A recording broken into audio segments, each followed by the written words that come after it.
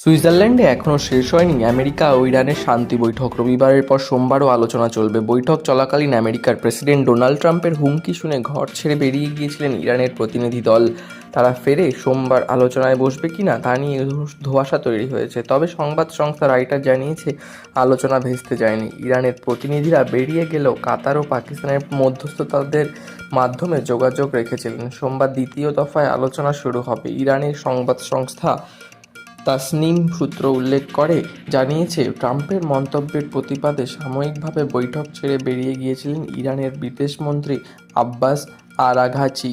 পার্লামেন্টের speaker Mohammad বাকির কালিবেফের পরে এই বিষয়ে আমেরিকাকে সতর্ক করে দেন কালিবাফ।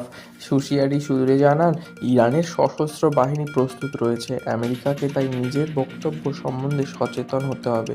সূত্রের খবর, রবিবার ৮০ মিনিটের আলোচনা হয়েছে দুপক্ষের। আমেরিকা ও ইরানের সঙ্গে ছিলেন পাকিস্তান ও কাতারের প্রতিনিধিরা।